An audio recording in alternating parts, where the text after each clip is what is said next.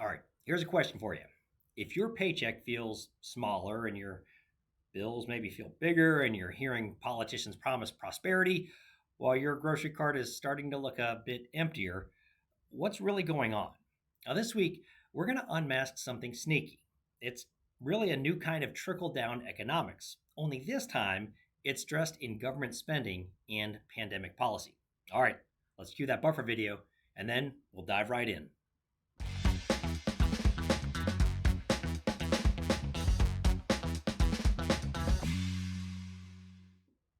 Hey, everybody, I'm Chris Hobart. Welcome back to the Wealthologist Weekly, where we decode the money moves happening around you and the ones happening to you. Now, this week, I'm tackling a phrase that's been tossed around kind of like a political football for decades. The term is trickle down economics. No doubt you've heard it, right? You've probably rolled your eyes at it.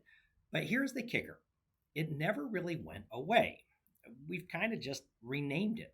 We've repackaged it and we've fed it back to you under a different label, something economists now call demand side trickle down.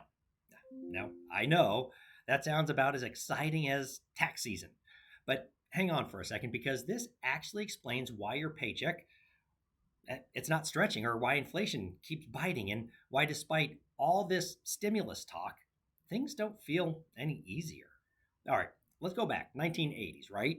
Ronald Reagan cuts income taxes across the board. Now, this was the heart of supply side economics. Now, the logic: if you let people keep more of their money, they're going to work more, save more, invest more, and bam, the economy grows. Now, the goal wasn't to make the rich richer, it was to unlock everyone's potential by getting government out of the way. And you know what? Inflation dropped, unemployment dropped, and real GDP, it actually boomed. But we know the critics were loud. Reagan's own vice president, George H.W. Bush, he famously called it voodoo economics. And eventually, the media slapped it with the term trickle down, as if the gains only dribbled down to the rest of us after the wealthy took their cut. Now, I want to fast forward a couple of decades now. And here we are again. But this time, it's not Reagan's playbook that we're using, it's kind of a reverse or a revised version. So let's enter COVID 19, global lockdowns, economic panic. So, what does the government do? Well, the government pumps trillions of dollars into the economy. And now, not by cutting taxes this time, but by handing out checks, boosting unemployment benefits, and printing money like Monopoly just got real. And yes, guess what? It worked, at least temporarily. The thing is, people kept spending and markets rebounded. Big companies, they soared. But also, we got to be honest here, right? If that cash helped you fill your fridge for a month, it helped someone else buy another house. See, the Fed's own data shows the top 1% of US households now hold 28.3% of all assets. Now, that is the highest on record, and it's way higher than during what we call the voodoo economics era. So, what happened? Oh, we created a system where the benefits of government action actually flowed up, even when it was packaged to help for the bottom.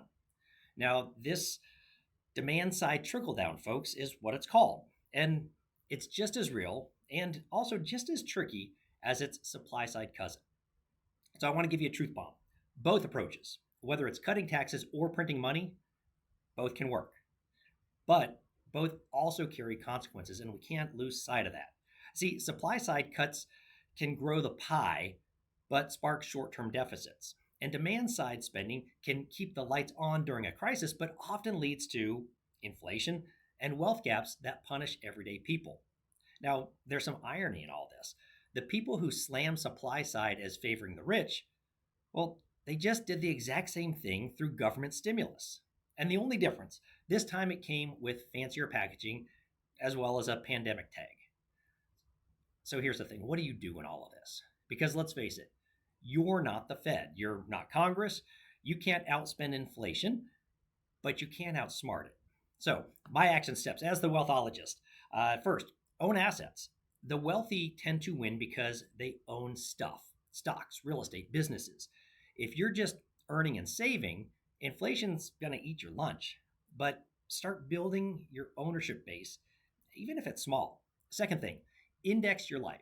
If costs are rising, your income strategy needs to rise as well. That means negotiating raises, having a side hustle, or shifting investments to outpace inflation. Number three, cut through the messaging. Don't get hypnotized by headlines. Not every stimulus that's out there helps you. Learn how money flows and position yourself on the receiving end. So, question for you this week. What's one financial lesson that you learned during COVID that changed how you manage money today? Drop it in the comments below and let's learn from each other. And listen, if you found this topic that we talked about today a bit eye opening, hit that like button, share it with a friend who's wondering why their wallet's still skinny, even when all this stimulus money's been thrown around. And also, subscribe so you never miss one of these. They come out every week. All right, folks, until next time, I am Chris Hobart, the Wealthologist, here to help cut through the noise and decode the economy and also help you own your own financial future. Till next week.